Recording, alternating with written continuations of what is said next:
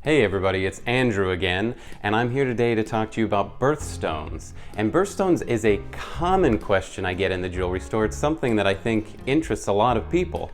And it has some very interesting aspects. We're going to talk about the basics. We're also going to talk about some of the practical information, and we're going to talk about some fun and interesting facts about peridot. Plus, hang on to the end because we actually have a bonus stone for you August birthdays out there, and I'm really excited to talk to you about that. So let's get into peridot, or is it peridot?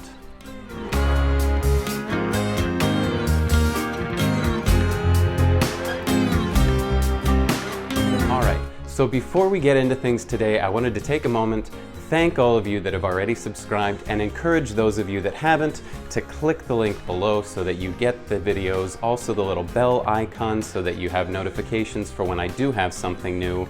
If you're new to my channel is for those of you who want to learn about jewelry, and not just random facts about jewelry, but many times some practical information, and yes, some fun and interesting facts.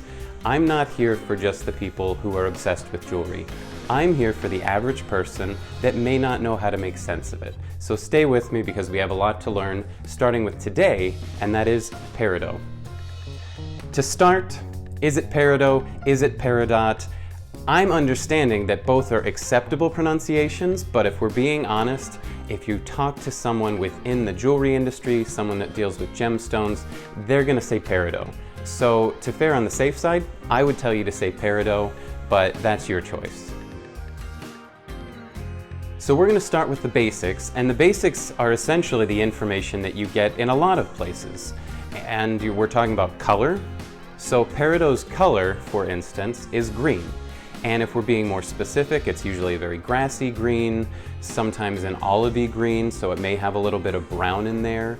And occasionally you do see it getting into more of a forest green, but that's typically a much more rare color for something like peridot because it doesn't have a huge range within color. Sometimes you see green stones where they go all the way from extremely light and pale, maybe minty, all the way to these rich, vivid, bluish green saturations.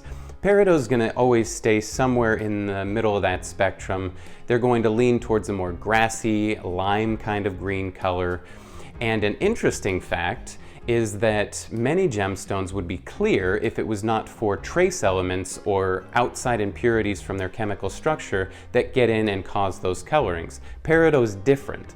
Peridot actually has its color caused from iron, which is part of its chemical structure. I always thought that was pretty neat, and it's just a fun little tidbit today. So as far as peridot's history and its background, peridot goes all the way back into ancient Egypt easily, so we're talking 1500 BC, and many Egyptians very much prized peridot. And you'll also find it in regions in the US, the Southwest US in particular. They find peridot. You'll find it in Myanmar, Vietnam, China, Pakistan. Those are just a few typical locales where you're likely to have peridot mined from. So those are some of the basics on peridot. Now we're going to get into some of the more practical and interesting information of peridot. But before that, I did have a quick question for all of you. I'd like to know what your birthstone is and if you like it. I say that because different birthstones are not always loved by the people that it belongs to.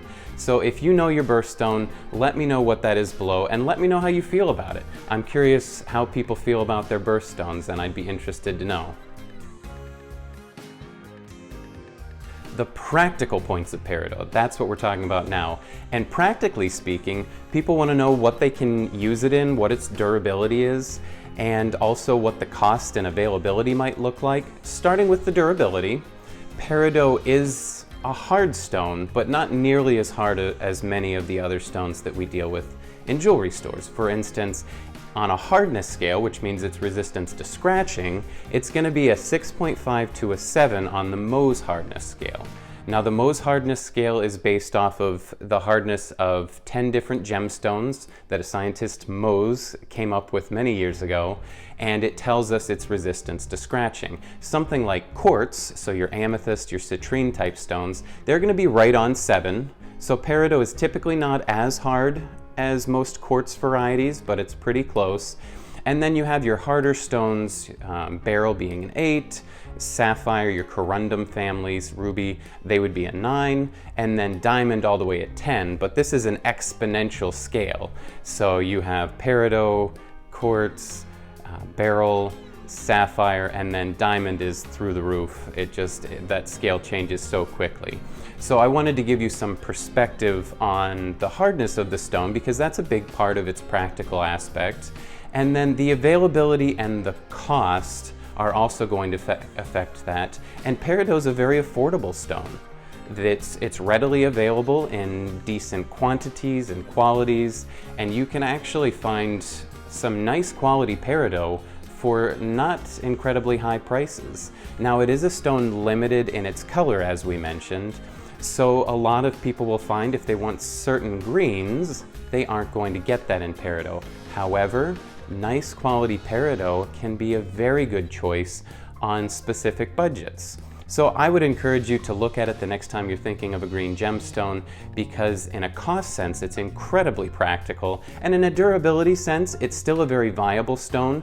The only specific limitations would be very careful in rings. We've covered the basics, we've covered the practical. Now let's talk about a few fun and interesting points about peridot. And the first one is, some famous historical people have loved peridot. I'll go back to my comments about ancient Egypt, and maybe some of you knew this and you were wondering why I didn't say it then, but Egypt loved peridot, and specifically Cleopatra loved peridot. You don't hear it sometimes because occasionally you'll hear about Cleopatra's fascination with emerald and her vast emerald collection. Most of it was peridot. That's the fun and interesting thing that I don't think a lot of people realize. It was often confused with emerald because she did have some very nice quality peridot, and for centuries it was referred to as emerald because of its color, when in fact it is the mineral peridot. So that to me is a very interesting fact about how gemstones historically can be mixed up. And we're going to deal with another one in a little bit as that bonus section that I mentioned. But another fun and interesting fact about peridot is it's one of the few, and I think maybe even the only, gemstones found in space. I say that because they have found peridot in meteorites. Famously in Hawaii, there have been some meteorites that when they open them up or when they start digging through them, they find the mineral peridot. Very cool. I would not say most of this is what we consider gem quality, meaning it's not super nice and super clean and super pretty, but it is the mineral peridot, and it's really cool and interesting to think that a mineral like that can form in an environment outside of ours. That's all I have for peridot. Again, if you have more questions on these topics, let me know in the comments below if I forgot something, and I'm happy to answer them for you. If you're getting any value out of this video, please like it and consider subscribing to my channel. And we're going to talk about the bonus section I mentioned, which is a gemstone called Spinel. Now recently, in the past few years, the powers that be, the people that look after gemstones and talk about gemstones and make these decisions, decided that August could have an alternative birthstone. And that alternative birthstone is Spinel. Now I'll make an honorable mention to sardonyx, which is another gemstone credited for being an August birthstone, but it's a less common one. It's not really a modern gemstone. It's much more of an ancient gemstone, but sardonyx is an interesting one because sard being the word for clay-colored or orange-colored, it's actually a kind of clay-colored chalcedony, which is a cryptocrystalline quartz, which is essentially an agate when it's banded, meaning it has lines running through it, which is exactly what sardonyx is. So it's a banded chalcedony, or a lot of people would view it as an agate because it's in that category. But you can check sardonyx out. It's an interesting stone, it's very pretty, and I do want to at least mention it because it's technically an August birthstone. But Spinel to me is the much more interesting one. Spinel is a rare gemstone. It's a beautiful gemstone. So why haven't you heard of it? Well, Spinel has commonly been confused with ruby and sapphire. It's found in the exact same regions as ruby and sapphire, and many times it has the same characteristics and coloring. So for centuries, just as we talked about with peridot being confused, for centuries, people would find spinel and they would call it sapphire or they would call it ruby, and they would make jewelry and they would put both sapphire and ruby and spinel in the same pieces of jewelry as if they were the same stones. And there are some famous pieces of jewelry and some famous gemstones that they call ruby, and they're in fact spinel. A perfect example, this is the Black Prince's ruby. The Black Prince's ruby is not a ruby. Chemically speaking and scientifically speaking, it is a mineral spinel. Because it's constantly being confused with that of ruby and sapphire, it's always been in the background and it's never got the prominence that some of these other gemstones have. However, it's incredibly beautiful, it's very practical, and you can find it in some really nice pieces. I encourage you to go look for some of it. It's a beautiful gemstone, and for those of you looking for something interesting, maybe you're an August birthday and you're not really excited about peridot, check out Spinel. It's a beautiful gemstone and it's worth consideration.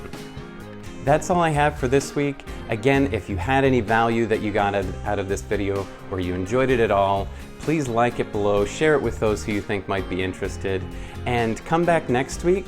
I want to handle some topics like understanding gem value. How do professionals look at gemstones and figure out what the value is? That's something we're going to talk about next week. I hope you come back, and I look forward to seeing you again soon.